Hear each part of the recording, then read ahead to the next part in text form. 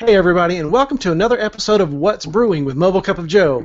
Hey, I'm your bearded barista, the host for tonight, and what looks to be a very quick-moving episode of What's Brewing. We've got a lot of stuff to go over, and we do have a guest tonight, so a whole bunch of really fun stuff tonight. So thanks for joining, letting us be a part of your daily, weekly, monthly routine, however you catch us. If you catch us on YouTube later, or if you're listening to us on the podcast, welcome. I am the bearded barista.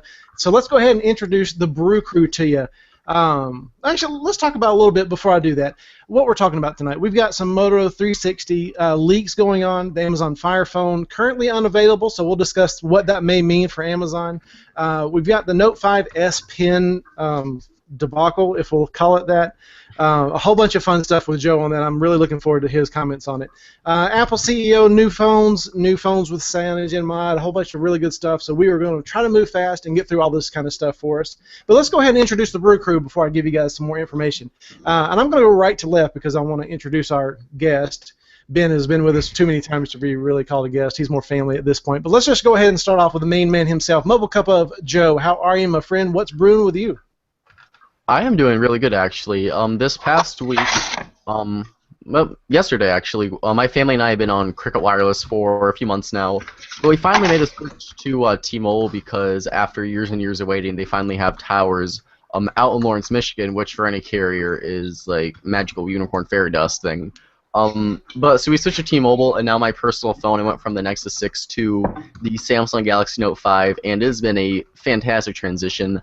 I have not had a Samsung phone as my daily driver since the Samsung Galaxy S Fastnet on Verizon Wireless, and that was at least 5 years ago. So it's been a really nice time going back to a Samsung device. I didn't know how I'd feel about it, but $25 a month on T-Mobile on top of the normal plan is a really awesome deal for this thing. But aside from that, I'm working on the review for the Nokia Lumia 735, which should be going up sometime early next week, Tuesday or Wednesday, around there. We've got the Samsung Galaxy S6 Edge Plus, which is a mouthful, coming in Monday. So we're getting into that fall time frame where we're getting lots of reviews, lots of devices to check out. So it's really gearing up and starting to feel like that kind of fall rush season. So it's been a pretty fun week for Mobile Cup of Joe stuff for sure. Excellent, excellent. Yeah, I'm looking forward to some of the stuff that's coming down the pipe. So, and how about you, back from the dead, Fred? What's brewing for you? Hey, life and work up here. Let's see. I've completed my first month full cycle of Project Phi, which has been reasonably successful. I did allow it to roll over to a second month. I'm not sure whether I'm going to stick with it or not. I've kept my T-Mobile account open, and we'll see how it goes. Service has been very good to excellent so far. New experience for me is that for the first time I've had to deal with actually watching my data use. I've been on unlimited data for as long as I can remember, since I had my Palm Treo. So this is the first time I've actually been on metered data. I'm slightly over my 2 gig allotment. But other than that, it's been reliable and as good or better service than I've been getting on T-Mobile. But we'll see how it goes. The first month I considered to be almost a free trial because of all the goodies that came in the welcome package. I'm letting it roll for another month. We'll see how that goes. Yeah, and, I forgot to. Sorry? I was going to say, you can finish up. I was going to say I was on Project Phi too, but then I left them because it was fun to test it out, but the data, $10 a gigabyte does add up. Like if you're streaming a lot of music and stuff, it does add up very quickly if you're not careful with how much Wi-Fi you're using or not. So it was a fun time to test it out, but we'll have to see where Google takes it in the future with their new Nexus phones and all that. True. Well, yeah, actually, that's really where it was. And the bonus, as you guys know, was that most of my data consumption, since when I'm here at home, when I'm at my office, I'm on Wi-Fi, and really it's only when I'm in transit that I'm using up data, and most of that gets consumed with streaming music, which has been free the entire time since I've been on T-Mobile. And again, that's a difference. So.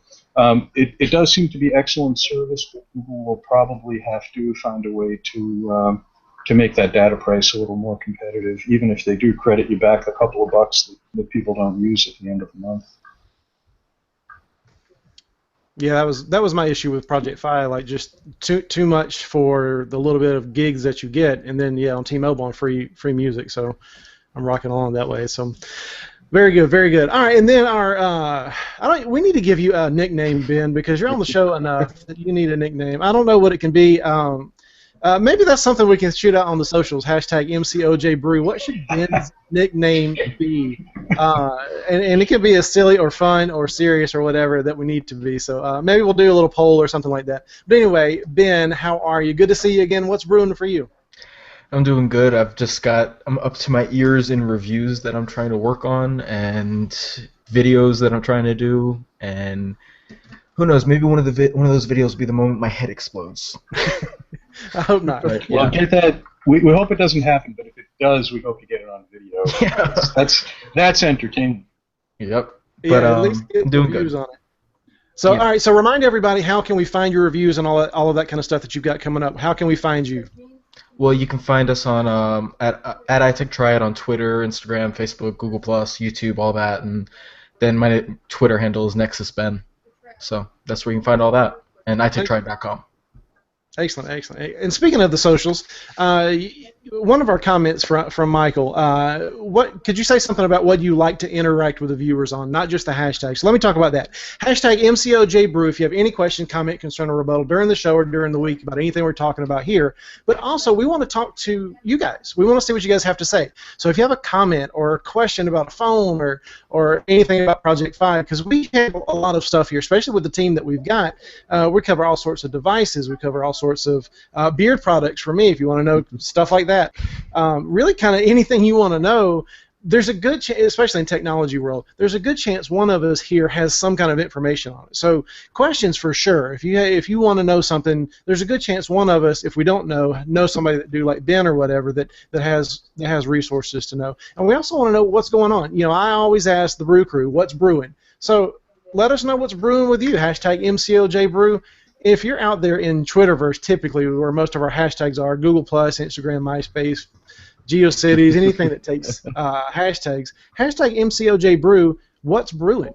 And just let us know what's going on in your life and all that kind of stuff. So questions, comments, concerns, and rebuttals mostly, and especially with the show, you can either catch us on the event page or on the YouTube page, or if you're listening on a podcast. Really the best way, easiest way to get in touch with us, just hashtag MCOJBrew, and we'll take care of it for you. We have everything set up, so we see that during the show and after during the week. So we'll catch your comments and your questions and all that. So really looking forward to tonight's show, so hopefully we'll see a bunch of stuff going on the socials with this, because there's a lot of stuff going on. So let's go ahead and kick right into the freshly brewed news.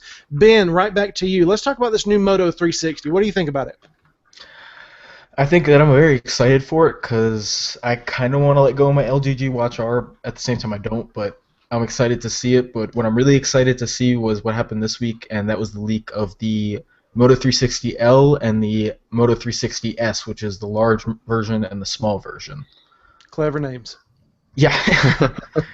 But yeah, I'm excited to see them because I know a lot of people complained with the first Moto 360 that it was way too big for their wrists, and I had a few friends who it looked like a sundial on their wrists. But I was very happy when I heard that they were going to be making a smaller version, even though I'm probably not going to be getting that one. Yeah, so real quick on that screenshot right there, the one on the left is the original Moto 360, and then to the right of that would be the S, the kind of smaller one. So you can see there, it looks like there's still going to be a what do you call that? A flat tire on the bottom there. But then we do have kind of a hinge for the strap there, which my guess would kind of fix the situation that some people had where the back side of the Moto 360 on the original was cracking just with the way the pins and everything worked. And then below here we have an image of the L, the larger Moto 360. There hasn't been a picture released as of yet, at least to my knowledge, of the L and the S next to each other, but this would, in a sense, be what the larger Moto 360 would look like. And personally, I think it looks nice, but the flat tire didn't bother me a whole lot when I had my Moto 360, but just after seeing stuff like that new Huawei watch that just went on Amazon today for $349, or we look at stuff like the Watch Urbane that has that full circle display, it, to me anyways, like just from looking at it, it does kind of make a big difference. Like if I did get the Moto 360 and when I had it, it didn't really grind me to a point where I couldn't use a thing. But there's no denying that a watch or a smartwatch like that does look considerably better when you don't have that giant black bar on the bottom of it like that. So what do you guys think? You think that's going to be a deal breaker again, like it was for some people this past year, or do you think anybody that was really kind of annoyed with that is going to be over it this time around? Let me let you guys go first because I've got some ranting to do on that. Go ahead, Fred. What are your thoughts on it? I'm gonna pass. I'm gonna pass as well. Hot potato. For the moment. Well, all right. So here's what I'm thinking. I'm thinking they're trying to unify the brand of Moto 360 because this isn't a Moto 362. They're not branding it that way. They're not saying anything like that. And it looks, the L seems to be, it's going to be like pretty much the same size, or at least close enough as the 360 now. So really the difference here is going to be the band, how it connects to the watch. Most not normal people, because we're sure not normal. The average consumer, I don't think, cares which year it came out. They want to know that it looks different, and it doesn't. It looks identical, especially at first glance. Especially with the flat tire, there's no full round. Ben, I know you've got a full round watch, and Joe, you talked about some other round watches, and like a watch. And you guys know I'll rant on a timepiece for all night. A timepiece is a round face watch or a square one. Mm-hmm. It's not a D-shaped or a P-shaped or that oleo or whatever we talked about one night where it's upside down. I mean, it's just not how a watch works. And now I know Chuck loves the flat tire because it helps him navigate. But if you're talking a timepiece, or you're talking about a watch, still just a watch. It's got to be round. So yeah, I think it will detract a lot of people from going on it, especially with all these other options that are full round. It's probably going to be the same price point. But I'll push over to you, Ben. Go ahead, rant for me. Okay, so I've seen so many people complain about the flat tire on the Moto 360, and here's the thing: all of those people have never tried a watch without the flat tire that has a round screen, and the biggest problem with it is there's no ambient light sensor. So my LG G Watch R, if I go outside, the brightness stays the same as it was inside. If I'm in the theater and my watch goes off, it's going to be the same brightness it was outside. With the Moto 360, it changes because it has that flat tire, which allows for an ambient light sensor. Personally, and I think anyone would agree with me if they tried that themselves, if you go from a watch that has an ambient light sensor to one that doesn't have it, or vice versa, the difference is it's completely worth it to me to have that flat tire. Even I prefer it to be smaller, but to have that flat tire so you have that ambient light sensor, because going into the settings and changing the brightness and all that is just a big pain in the butt. Granted, true, but I live indoors and outdoors with my Zen watch, and it doesn't have an ambient sensor, and I've never not seen it, and it's never been too bright. And also, you don't have to cut off half of the screen. Okay, that may be exaggerating. You don't have to cut off parts of the screen for an ambient light sensor. I mean, you could put a periscope on there, and it also have a really good rain sensor on there, but nobody wants that. They want a round, stinking watch. Put an ambient sensor somewhere else. You can do it. I will fight against a flat tire all day long. I don't want it on my Jeep, and I don't want it on my watch. Okay, here's the thing with the round watch. Here's the thing. With the G Watch R, I don't think there's any excuse because the bezel's huge. There's plenty of room for a ambient light sensor without the flat tire. On the Moto 360, because the bezel on the outside is so small, they don't have anywhere else to put it. Personally, I'm mixed between having the bezel and not. I really like what I see from the leaks because I like it because it's a little bit bigger and it's got the lugs on the ends. But they still don't have room for that ambient light sensor over there. So in that sense, I'm kind of okay. I'm still okay with it. I don't mind. I will give up that little bottom of my screen for a flat tire that has that sensor over my G Watch R, which doesn't. And honestly, as long as the Moto 360, the new one, has that ambient light sensor, which I guarantee it will, if it has it, I will dump my G Watch R and go get one because it's really getting my nerves, especially lately, not having that sensor. Fair enough, and and we give up screen real estate on our phones and devices, though. Like the bottom little strip of it has the navigation bar, and we don't really complain about that. So I mean, I see both sides of it. But however, for the bearded barista. He's not going to have a round watch with a flat tire. It's just not going to happen. I will stick with ZenWatch and ZenWatch 2 that looks identical. For some reason, all these watch manufacturers will put out the second. ZenWatch 2 was a thing. I completely forgot about that until just now. Yeah, it's identical. Oh, man, it's the weirdest. Actually, that one has a small and larger version too. I forgot about that. Yeah. So yeah, I'm still rocking ZenWatch 1 and terribly happy with it. So that's my thoughts on it. I know we need to probably push through. Joe, do you have any final thoughts on the Moto 360? Like I said, I don't think it looks bad. I just know that the flat tire for me wasn't a deal breaker, and the adaptive display was nice. But I have to side with Alvie on this one that if it's going to be a timepiece, which is that I do want my watch to be first, I don't mind going through the settings if I have to change it. But for me, too, when I had the Samsung Gear Live, I rarely had to change it, except when it was a ridiculously bright and sunny day outside. So I'm going to go team no flat tire on this one with Alvie, and well, he's got a beard too, so I got to side with the beard. So I'm sorry, Ben. Ben, let me ask you a question. Okay. Have you used the ZenWatch? No, I haven't owned it or reviewed it just because Asus does not respond to me, but I have tried it in person. Yeah. Okay, because that's seriously never been an issue, and it's a big issue for you, the ambient light thing, up and down, in and out kind of thing. And I've got it set, I think, on 3 of 5, like right in the middle. Probably. That's where mine was. And seriously, inside it's not too bright. Outside I see it just fine. So I don't know if they got some magic voodoo on the lens. I remember I used to have phones that in the sun it would kind of help illuminate the screen. I don't know if they're doing that or not. Just interested. I wanted to see if you had reviewed it or seen it or anything, just to kind of compare. I mean, I had the original G Watch, which was the same kind of setup, and then I tried out the Sony Smartwatch 3, which had an ambient light sensor, and it was square and it had the big bezel, and I think that was the best setup yet. But, it comes down to the same thing, do you want it or not. But my big thing with the flat tire, and this is the same argument I had last year, I never cared about the flat tire because I only use black watch faces. You never notice them with black watch faces. I got you. I just want to add one little side note here. I was having a similar conversation with my son last night. He was looking at the Samsung Gear Live with me, and we were talking about design of watches, non-smart watches, what makes a watch a $100 watch or a $10,000 watch, and we got into the conversation of what would make a watch a timepiece. And he just said, "Dad, come on, a timepiece is a device that tells time." And the gist of it was that the rest of it is aesthetics. So Alvie, generally speaking, I'm with you on this. I'm kind of a classicist aesthetically.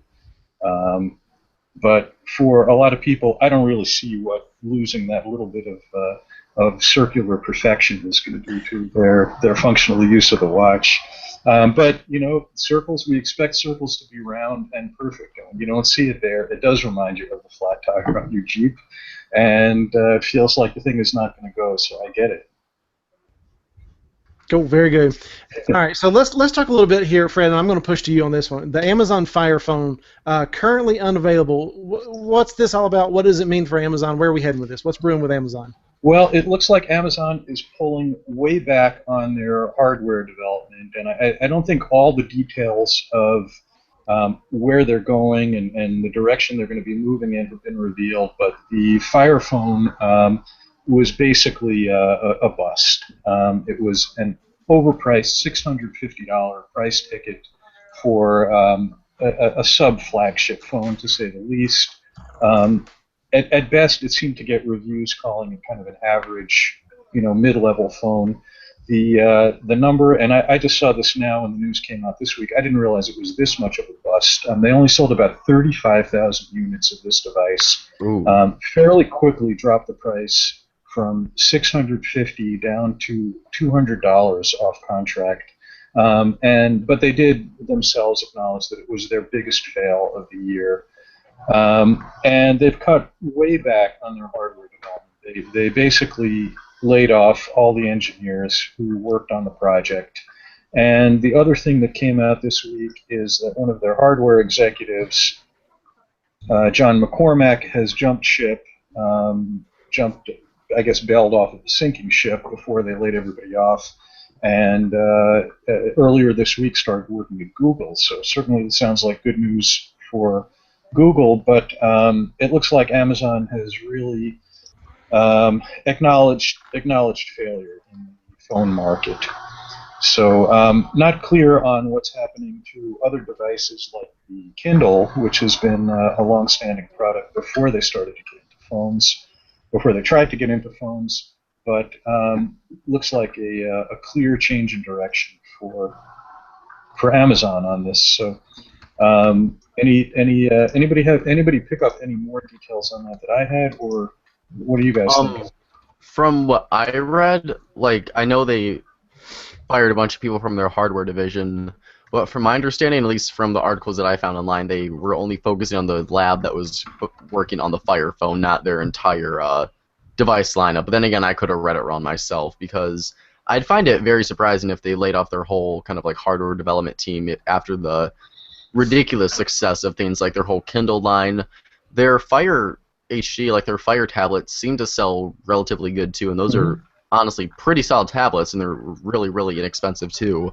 And then even stuff like the Echo, which maybe doesn't sell as much, but I mean, there's like 25,000 reviews for that thing on Amazon's website, and it's got like 4.5, if not 5 stars. And anyone that has it, I've got it myself, and I'm in love with it, and everybody I know that owns an Echo is just like thinks it's one of the coolest gadgets they've had. So I would hope don't completely stop making hardware, because maybe the Fire phone, well, the Fire phone was definitely a complete failure, but Amazon can make good hardware, just not maybe in phones. And they didn't. The big issue with the Fire phone was price and the giant gimmicks with Firefly and dynamic perspective and all that crap. But they can make good hardware. Like, Amazon does not make bad hardware all around. They, for the most part, like 99% of the time, they make decent stuff. So I don't know. I'd just be surprised if they completely shut down that part of the company. Yeah, for me, it's not the hardware. For me, it's the software. The software in the Fire phone was horrible. I mean, that thing had the specs to fly like nothing else, but the software just made it a laggy mess. And with the Kindle tablets, it's the same way. So it's just their software. I think their hardware's awesome, but they need to fire their software developers. Yeah. Interesting. Well, I didn't handle a Fire phone, but you know, the other thing here, aside from software and OS, was that from everything that I saw, it sounded like everything about the phone was geared to drive you to use Amazon services and to make it easy to buy more stuff on Amazon. And the whole thing kind of comes off as a gimmick and come on for Amazon. If you know the average buyer on the street can get a brand new iPhone for $600 or $650, why buy an Amazon phone just because it makes it easier to get sucked into spending more of your paycheck on Amazon?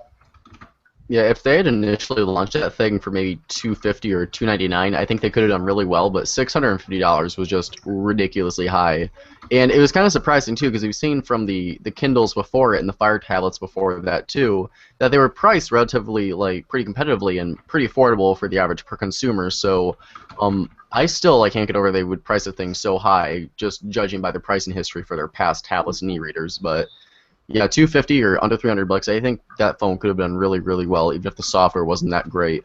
I still think they could have done a lot better than what you said, like 32,000 units in total, which is just an abomination. Yeah, that's shocking. Those are shocking numbers.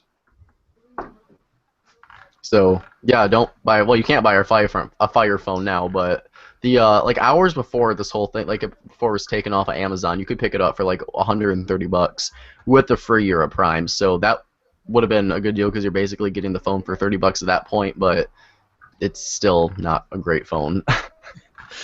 Yeah, I think Ben said it's still not worth the $30, is it? No, I would do that. If I was gonna renew my Prime account, I would do that. Go ahead and get an extra phone out of it, right? Yeah, I would just do it for the camera. The camera was pretty good. Or you could shoot it. I mean, whatever you want to do. That too. All right, so let's talk about the biggest news of probably the century, definitely this week. The Note 5 S Pen and the difficulty that some people are having with something that's so vital. Joe, talk to us about breaking the S Pen. What's brewing with that? Yeah, so with the Galaxy Note 5, I don't know if this is like causing this issue with it, but to get the S Pen out of the holster now, there's actually a kind kind of click mechanism with a spring, so you kind of like push it in, and then you can take it out of the holster in there. But do you guys know how this whole issue originated? Was it just like kind of at once people were posting about it online, or was there like one big source for like who discovered this? Or I don't remember seeing anything other than once it blew up and it was just everywhere. yeah. So basically, some special kind of idiot somewhere, they took their S Pen, and I'm not gonna do it because I'm too scared it's gonna break it. But they put it in backwards, and apparently when they did that, it got stuck. So if you put your S Pen in your Note 5 in backwards, it actually gets stuck in there. And then once you actually rip it out of the holster, the detection for the S Pen completely stops working, because by default on the Note 5 and on pretty much every Note device, when you take the S Pen out, it will. Oh god, hold on. Okay, the screen's got to be on. I had like a mini heart attack for a second. When you take your S Pen out, you'll get kind of a detection of the phone. It knows the S Pen's been removed, and you get the error command thing there. And then when you put the S Pen back in, it takes the error command away. But apparently, people that had stuck their S Pen in backwards after ripping out of the holster in there, the detection completely stops working. Even in some cases, the S Pen itself like bent or snapped and completely broke as well. So it's a stupid, stupid thing to do. But then again, we are humans. We make mistakes. If you're like in a hurry using the S Pen to go rush it back in the phone, you could accidentally put it in backwards. But the way I see it, yes, it's a dumb thing to do, but this is definitely a mistake on Samsung's part, because granted, yeah, you shouldn't be putting your S Pen in backwards on the Note 5, but it should not be breaking the S Pen, getting stuck in there, completely breaking the detection for it as well. So do you guys blame the consumers and us humans for being idiots, or do you blame this as a design flaw on Samsung's part? I would say, personally, just from all the ways I've looked into this, it is 100% Samsung's fault because of one reason. It's not because it gets stuck. It's not because it breaks it. It's because that it goes in there the exact same way it goes in correctly. So if you put it in correctly and if you put it in backwards, it's going to feel exactly the same. That's the problem, is that I'm not going to feel any difference if I'm putting it in backwards. Like on the previous notes, it's either not going to go in backwards or it's going to feel different going in backwards, and you're going to know. Yeah, and that's I'll share. why it wasn't a problem there. Yeah, I'll share an image real quick so you can kind of see just how far it actually goes in when you do it backwards. I mean, like, it's definitely like it should not. They should have some sort of like part at the top of it that would like prevent it from sliding in that much. So it's just unfortunate. I mean, this is like a $750 phone, and to have something such simple of a task like that to like completely break the detection on it is ridiculous. And I don't know if you got insurance on the phone, if it would cover something like this or not. But I don't know. Don't be an idiot, I guess, and don't put your S Pen in backwards. But this is definitely like a flaw on Samsung's part, because that would suck if you got that. Even if you just got it like on T-Mobile with the $25 monthly plan, like that's the big thing for the Note 5. And have your S Pen detection break or your S Pen itself break would be a really, really crappy day on a like very, very expensive device. Yeah, I'm with Ben on this, and yes, stupid user mistakes, but company puts out a product like this with a price tag like this. It's supposed to be tested, and you're supposed to anticipate what happens in the field. They test phones to see what happens if it's handled roughly, if it's dropped. Something like this should be anticipated, and let's face it, it's a phone. People know how to handle phones, but you don't have to handle it so delicately. People use phones when they're in a rush, when they're working, you're busy, you're on the job, you're in the midst of something in the heat of the moment. Yeah, it's easy to put the pointing device away hastily in a wrong way. And you know, the idea of having things fit only one way so that they don't get damaged is not new. The key to my front door will only go into the lock one way, so I can't jam up my lock by using the key the wrong way. So a $750 phone should certainly have that kind of care and planning put into it. Yeah. This thing I'm sharing, this picture I'm sharing right here, 9 to 5 Google actually, like, they took apart a Note 5 to show you what's going on when it gets stuck. And you can see that little latch right there. that's what gets it stuck. Oh yeah. So that up until then you're fine. It's just there that it gets stuck, Yeah, and then okay. I think right. Hey, Ben, before you move past that, for our podcast listeners, can you kind of explain this a little better since they're not able to see this? Oh yeah, that's right. Okay, so when you put the Note 5 S Pen in, there's two little. There's a sensor and then there's a latch. The first sensor is like a little spring-loaded thing that will detect when the S Pen has gone in, and if I'm not mistaken, it's right in where that blue is. I can't remember exactly where it is, but and then further up there's a metal latch, which is designed to keep the S Pen in so it doesn't come out. But when you stick the S Pen in backwards, the little clicking part gets stuck on that metal latch, and that's what causes it to get stuck in there. Well, now looking at the cutaway photograph here, it makes it even more obvious. All that had to be done to avoid this was to make that top surface, the part that looks like the head of a nail, just slightly wider so that it would stay, which would be fine with the proper use of it because it would stay above the surface or at surface level. And if that was just slightly wider, a couple of millimeter or two wider, it's not going to allow the mistake to be made. Yeah. Yeah, poor planning. Yeah, did you have something else, Ben, that you wanted to add on that? Just that the thing that cracks me up the most is probably the fact that Samsung's response to that was basically read the manual. Okay. Here's my thinking on that. People are stupid. Fine. I let my kid play with my phone. I don't pay attention. I put stuff in. And especially looking at that, I absolutely will blame Samsung for a design flaw. And whether or not it's covered under T-Mobile's jump service or Verizon's insurance, I don't care. Samsung is kind of holding this one. And especially as much as the media has jumped on it. Now let's talk about how stupid it is that this is news. If I cram my charger into my phone upside down, it's going to break the charger of the phone. There's a whole bunch of things that everybody's got. If you do it upside down or do it wrong or do it backwards, it breaks it.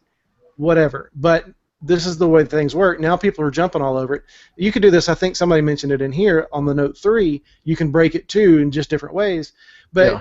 now that everybody's jumped on it and it's like all over the tech blogs and all over like news outlets are covering this and everything, and it's like Samsung has to answer, and it has to be better than what you're saying, Ben. It has to be better than, well, if you'd read the manual, it wouldn't happen. Like, no. No, it's still going to happen. Yeah, it's going to happen. You have to prepare for pretty much anything, like what Fred was talking about. Exactly. It's going to get dropped. It's going to get bumped. Weird things happen. You have to prepare and plan for people to be dumb and use your product wrong. And if not, especially something like that, a clasp that'll hold the pen in backwards and demand it to break to remove it, yeah, Samsung, we're holding you responsible, absolutely. And it's not just that people. Sorry. No, go It's ahead. not just that people are dumb, but that people do dumb things or people do things accidentally, and it just simply it should have been planned for. Do you think that maybe after like a week or so of this like blowing up more and more that Samsung's gonna have a better response to this, or do you think they're gonna kind of stick to their guns and say, well, you should have known what you're doing with the phone? I think they're going to do the same thing Apple did with the bending iPhone. They're just going to blame the consumer for being stupid. Yep. Which with the iPhone thing, that was Yeah. their fault. That's your fault if you're sitting on your phone. But with this, they should be held so much more responsible, because I know, like Alvie, like you said, if you have a little kid who's using your phone and they pull out the pen and they accidentally put it in backwards, that's not your fault. And obviously they can't read the manual.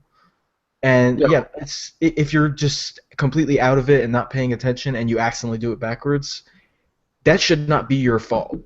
Right, They should that's- at least have an easy way to fix it, which I thought I saw something, but I haven't looked into that yet. Yeah, well, that's not like intentionally trying to break your phone like the whole bend gate thing for the iPhone was, where you'd have to intentionally put your phone in your pocket and be stupid enough to sit on a Surface with its 5.5-inch phone that's as big as the Nexus 6 to sit down with it. That's I see how it's a similar situation, but it's night and day difference between the type of issues we're talking about. And also, who really thought if you put it in backwards, it's going to destroy a $700 phone? Exactly. No one thought that. No. No one thought that. Now it does, but if you ask me what happens when we put it in upside down, does it fit? Yeah. Okay. Well, then you're not cramming it in. So if it fits, then it just sits in there and you pull it out whenever you're ready to use it. Yeah. And no one would ever think it's just going to totally destroy and damage your phone.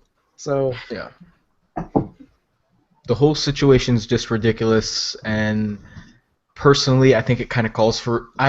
I think it's to the point where it calls for a recall. They should, or a new free S Pen fix or something like that. It should be, and the fix is simply just making that nail head part of it ever so slightly wider. This is all that they really got to do. I really do think that we'll see like a not an upgraded version, but you know how they'll come out with like a second. The Prime phone or whatever, like it was. Like a year well, ago. I mean, and even like I remember Nexus 4 had that problem with the back, the glass was scratching, and they put the little nubs on it. They didn't like announce it, they didn't do anything, but they fixed it. Oh, yeah, for the Nexus 5 too, they like made the buttons more tactile or something too. Right. That was the Nexus 9. No, that's because I bought the Nexus 9 when it first came out. Oh, the 9, yeah, I'm sorry. Yeah, and the buttons were so horrible. That's why it's like half the reason I sold it. But now I got a new one and it's fixed. Yeah, with the Nexus 5, they did something with the speaker grill too. Like the Nexus 5 had a second version too. So yeah, I'd hope they do something like that, where it's kind of a quiet thing where they, because that seems like that'd be an easy fix to do. Like that doesn't seem like that would be too hard to remedy something like that. It wouldn't be hard at all. Yeah, I wouldn't think so. But I'm sure Samsung knows a lot more than we do. Just ask them; they'll tell us. So. Exactly. I'm sure they're listening to the show right now, of course. Right. They're tuned in. They go, you know, these guys are right. We're going to fix this for everybody. Free Note 5s for everybody. So, PSA: if you do have a Note 5 or plan to get one, or know anybody, and especially guys that are listening and watching this show, especially we stay on top of this stuff and we see tech blogs and we know when things like this happen. Your friends don't. Your family doesn't. Joe, your grandma would have no idea if a Fire Phone was doing something or not. But you do, so just help your people out and just tell them to be careful. You don't have to like go rant on it or anything, but just help your friends and family out. So a little PSA for you: if you have or know anybody that has a Note 5, let them know to not break their $700 phone and put it in backwards. So only you can prevent broken Note 5s. Exactly. All right, so let's talk a little bit about a former Apple CEO. Ben, I'm going to go over to you. Talk about the Obi-Wan Kenobi phone. Well, basically, this is the Obi World phone, and it is a new company that is planning to make smartphones that are meant for the non-US market, that are kind of concentrating on the design without sacrificing a little bit of premium on the spec sheet. And like what's really interesting is it's a former CEO of Apple, John Sculley, and he's working on this with the design firm that created Beats headphones. So, oh wow, definitely a lot going into the design here, and I really like it. But there's two phones, the SF1, which it's got a Snapdragon 615, a 5-inch 1080p display, up to 3 gigs of RAM, 3,000 milliamp hour battery. It's a pretty solid phone from the looks of it. The software doesn't look very good, but it is Lollipop. And then they also have a budget model, the SJ1 1.5, which fancy names. Yeah, it's a 5-inch 720p display with a MediaTek processor and a gig of RAM. But the real story is the SF1 is $250 at the maximum, and then there's also a $200 model, and then this SJ 1.5 is $130. So the prices are pretty good, and they look really nice. Yeah, the SF1 especially, that like floating glass design on the front is just completely gorgeous. Yeah, I really like it. Yeah, like the software situation, like that looks kind of ugly and not very intuitive at all, but that's a nice looking piece of hardware for sure. Yeah, it's the one kind of unfortunate thing though is I don't think we'll ever see these in the United States. When they launch it in October, it'll be in India, Indonesia, parts of Africa, and the parts of the Middle East and stuff. It's not going to be in that many, like, I don't know how. Kind of like I can't think of the word. Yeah, developed countries. It's going to be mainly in smaller phone markets where phones priced like this are going to sell even better. Maybe like a competitor to something like Android One or something along the lines of of that. Well, it's an interesting marketing approach too, because they're not looking to steal existing Android and iPhone users. They're looking to get out there into that rest of the world, supposedly 1 billion people who need smartphones but don't have them. It's an aggressive, seems like an aggressive move to get into those markets at a much more at a fraction of the cost of phones with comparable hardware over here. Yeah, it sure does look sharp. And there's always ways to get it here in the States. You guys know I always import most of my stuff other than my latest Nexus 6. So there's ways to get it in here, but why not bring it? And I don't want to stay here long because we got one more thing before we're out of time. But why not bring it to the States or other countries like that? Why leave it in places like where the Android One is? Do you guys have thoughts on that or any knowledge or wisdom on that? I feel like they feel that it's too competitive. Because as gorgeous as they are and as well priced as they are, I mean, look at the OnePlus One. They sold 1 million units. That's great. But Samsung sold how many millions more? And LG sold how many millions more? So even budget phones. So that's just the thing. I don't mean think to it's cut you off, but I want to get into the other company real quick too before we get into our main discussion with this whole thing. So going along with kind of startup companies that are launching new devices into this overly saturated market of smartphones, there is another company called Wiley Fox, which I think is based out of Europe somewhere. And let me screen share real quick the UK, so our viewers of the show can get a look at these devices. There are two phones coming out from Wiley Fox. One is the Storm, the other is the Swift.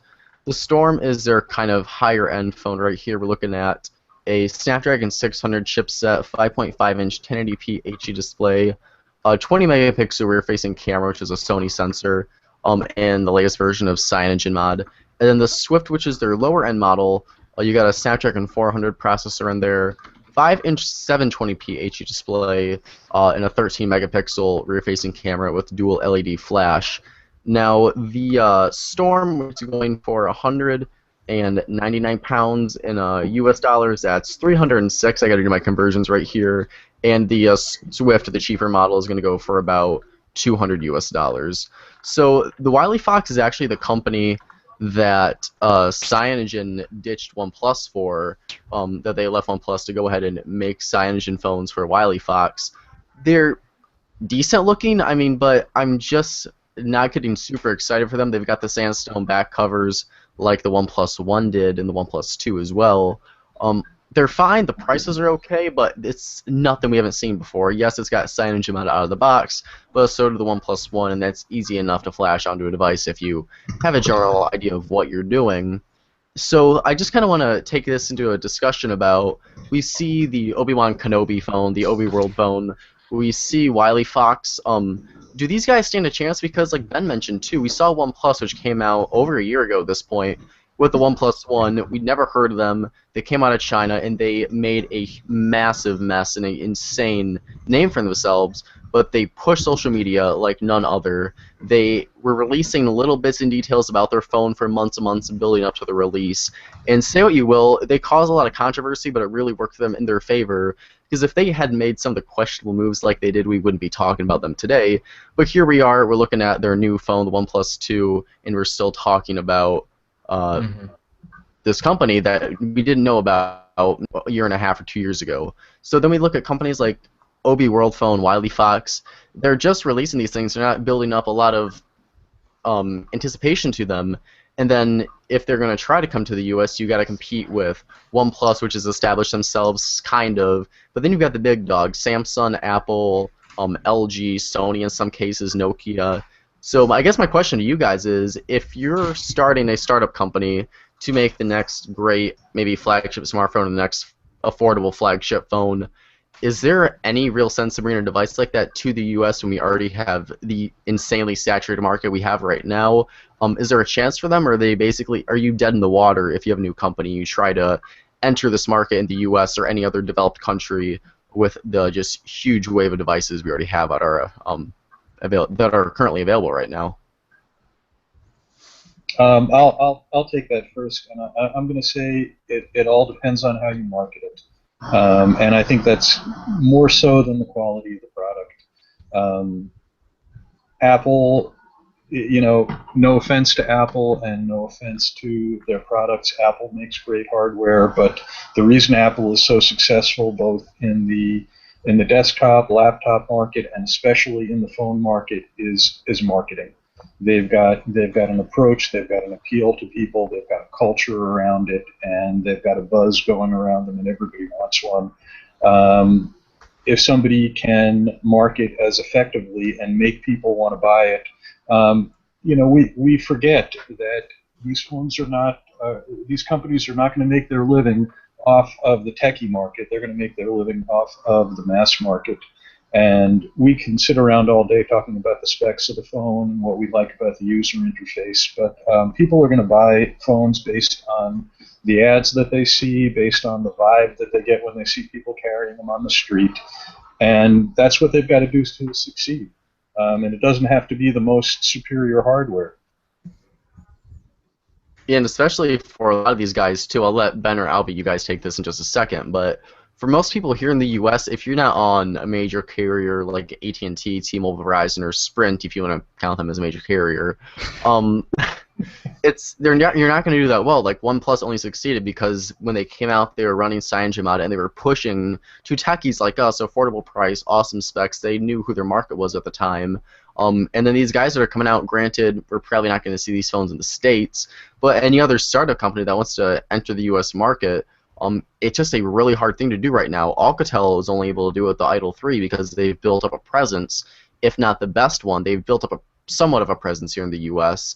Asus, even with the Zenfone 2, I've seen multiple of those devices out in the wild, even in like Southwest Michigan, which I was really surprised to see, because it's a built-up company. But then if you're just starting out and trying to breach this market from any direction, if you can't make it onto a carrier, which is an incredible feat, it's just nearly impossible to have like any sort of success coming into this country. I totally agree with you.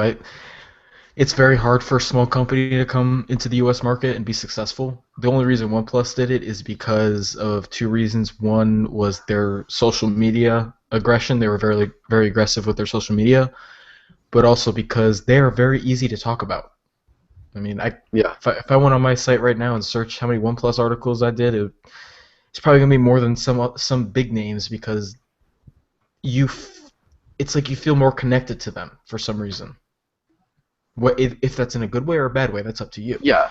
But yeah, so the OnePlus, that's why they're successful. These other companies, I don't think they have as much of a chance just because you're not going to be able to repeat that kind of marketing because anyone but OnePlus would die on the spot if they did that kind of marketing, especially last year's marketing. But yeah, it all comes down to marketing, and I think a lot of these companies are focusing more on keeping prices down and adding and making the design better, all that stuff, which is great. But if you want to make a new cheap phone successful, you need to focus on features that are going to grab the attention of the mass market.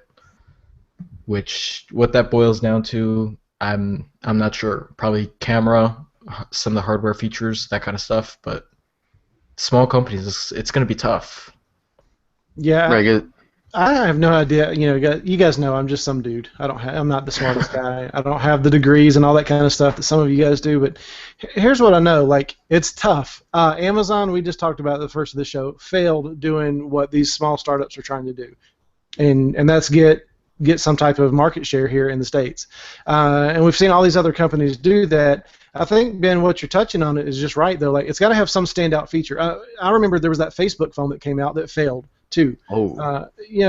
There's plenty of stuff that's come out that should have but didn't succeed for whatever reason. So I don't know the secret formula or anything, but I know it's extremely difficult to make your presence known and succeed and then build and grow on that. So I don't know what it is, but I know it's hard. Very, very hard and very difficult. Like, I'll give credit, Motorola with the Moto G, there's a reason this is their most popular smartphone. And I think this one specifically, the third gen, is going to be their most popular because it doesn't just come down to this is a good phone with good software at a good price. That's what the old ones came down to. This one comes down to, hey, it's got useful features, it's got a good screen, it's got a really good camera, it's very cheap, and oh, look at that, it's water resistant, unlike all these other expensive phones. I mean, like the S6 Active, I've been checking that out.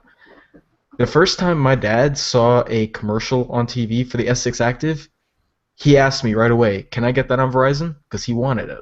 Because he wanted a waterproof phone. Because there's not that many of them out there. Yeah, and on that Moto G2, isn't the battery life like something ridiculous? Doesn't it just like last forever? I haven't gotten as good results as some of the other reviewers out there. I'm not a heavy user like them. Like I don't use my phone for 6 hours out of the day, like they do apparently. I can't even imagine that. But yeah, no, the battery life is great. Let me see, what have I done today?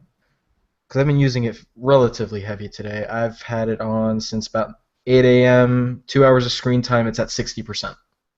So that's still fantastic. Like Alvie could vouch for the One M9, that'd be impossible. I can vouch for the Galaxy S6, that's impossible. And those are Galaxy S6 would have been dead a few hours ago. Yeah, and those are like $600 devices, and most people just want a phone that's going to get them through the day, if not a couple days, if they're using it pretty sparingly.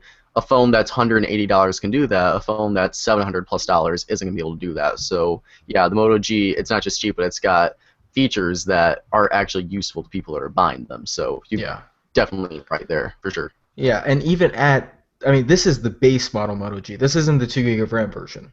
Oh, okay. This thing is awesome. It runs so good. So I'm impressed with that one. But it's just like going back on the topic, the smaller companies that are coming in, if you're making a budget phone, this is your competition. Motorola has a bigger name than you, and this is probably a better phone, to be honest, because it's going to appeal on more levels than theirs are, because it's got features that people actually care about, as opposed to the ones that you and me and you guys care about. Right, and even if you're not going against just the Moto G, you still have OnePlus One, which OnePlus is still selling. You've got the OnePlus 2 if you get an invite for it. Then you've still got two. They may not be quite as popular, but you still have the Asus Zenfone 2 and the Alcatel Idol One Touch 3, which the smaller 4.7-inch model just got released recently. So I have that right back. I have that actually. How was that? I haven't tested it yet because I've been trying to finish my Moto G review, but honestly, from the little bit I have used it, that is the Moto G's competition this year. Yeah, because like my mom has the 5.5-inch Idol 3. Let me actually grab it real quick. It's right up on my shelf. Okay. So yeah, it's just like Fred or Alvie, do you guys like talking about the other competition here in the U.S. between Alcatel, Asus, and Motorola? You pretty much on the same general consensus that you've got pretty stiff competition if you're coming into the States into this kind of budget smartphone range. Yeah, but go ahead, Fred. Yeah, no question about that. Oh, sorry. Yeah, Moto G, Go ahead. Idol 4.7-inch Idol 3. These things they're the exact same price. They're like the exact same specs and everything. This is your competition at that price point, and they're both impressive as heck. And I'm going to do a comparison of them at some point. And I will watch that video. They are really, really impressive. And this has nothing to do with anything we were talking about, but this is the first 4.7-inch phone I actually like, because I can type on it. Had that 4.7-inch iPhone, and I hated it because I couldn't type on it. But for some reason, that I can. Yeah, what's the difference? How are you able to type on it? That doesn't have it has really thin bezels, and for some reason it's just really easy to type on. Gotcha, just curious. it's really nice. I really like it. It's really nice. I just wish I can't wait to test it out more. Well, do you guys have any kind of closing thoughts on this subject, or are we pretty much on the same page that don't come to the U.S. if you have a new smartphone, because there's a very slim chance you're going to succeed, which is unfortunate, I guess, to the point you could argue that it's always good to have choice, but we've got plenty of choice right now.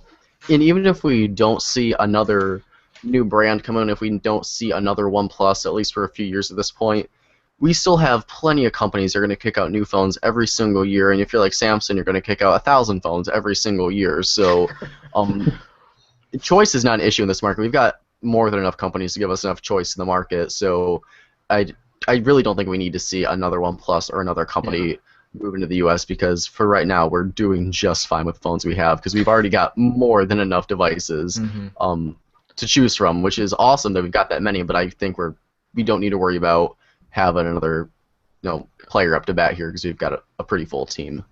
The one thing I do wish is that a lot of those smaller companies like Wiley Fox and OB World Phone would kind of take Sony's route, as where Sony does not really sell their phones here, but you can buy a U.S. model if you want. If these companies did that, yeah, they're not going to sell that many, but at least they have customers have the choice to buy it here. Yeah, I think if more companies did that, then at least they have a chance to start slowly growing, and then they can go from there. Yeah, I'll never say no. Don't come to the States, and I'll never say don't bring a new batter up to the plate because there's always that one weird breakout dude that ends up changing everything. That's kind of what T-Mobile did for carriers. That's what OnePlus is trying to do. There's always somebody out there that's trying to do something, figure out that one little thing that makes things different. So if there is somebody that can do something other than just a 4.7-inch phone with the same specs everybody else has at the same price, but some standout feature, I don't know. I keep going back to Periscope, so put a Periscope camera on there, something weird like that. Something weird that makes people stand out and say something. So I say, come on. I'm waiting for the second Facebook phone. I'm holding out for it. I'm sorry to say it, guys, but it doesn't have to be a better mousetrap. What it's going to take is going to be a TV commercial. Mm-hmm. And that's a good point. That's it. That's how phones sell. It's not through you and me, unfortunately. It's not through our sites, our channels. People don't buy phones because of that.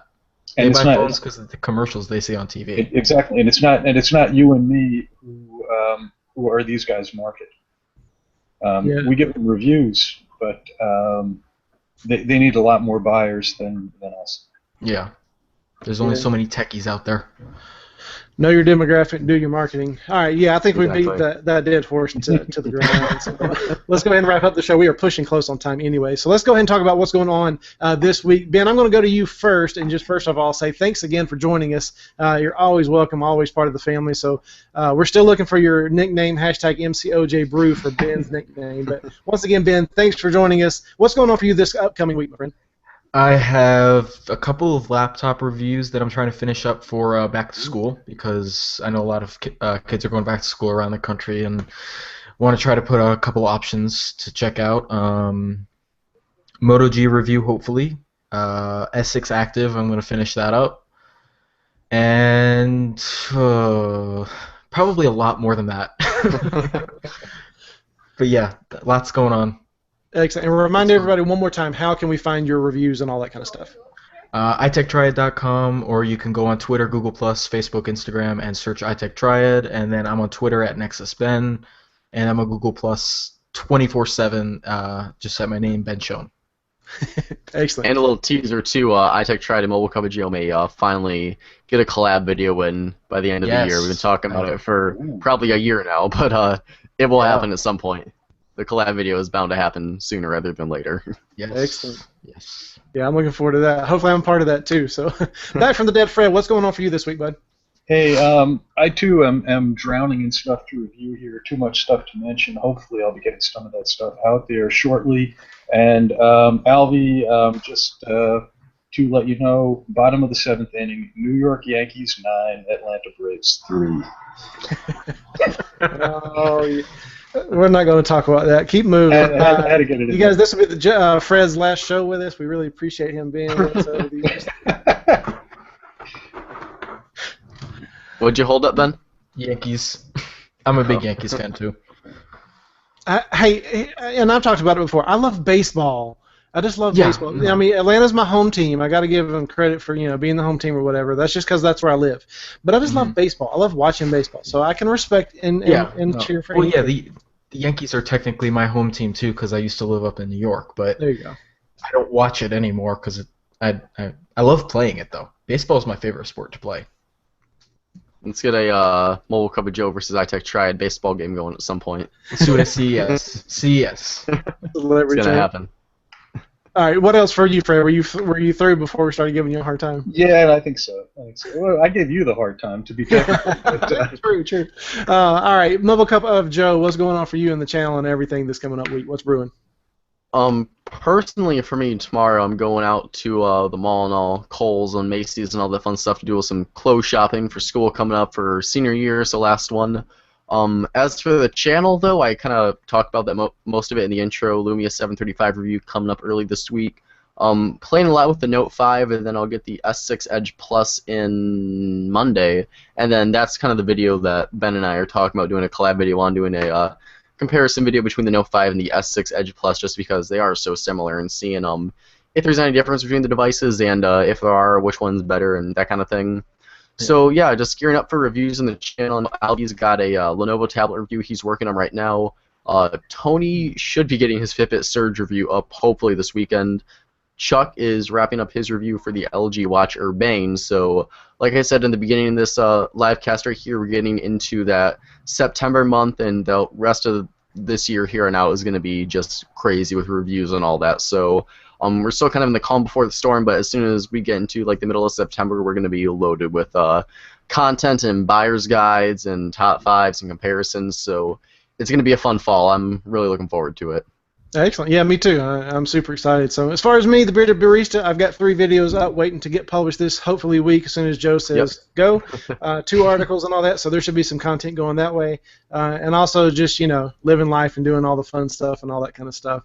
If you guys noticed, we didn't really mention it too much, but Tony and Chuck were both missing. They both were not able to make it tonight. So hit them up on the socials, please, and just tell them that you missed them, and tell them, we hope to see them next week and all that kind of stuff. But do be sure to follow us on Twitter and Google Plus and Facebook. We're Mobile Cup of Joe on all of that kind of stuff. And so just search us and find us. Of course, Joe will leave a link in the description on all that. So we'll blast all that everywhere.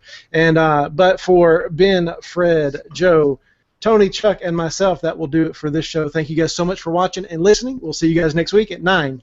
Good night.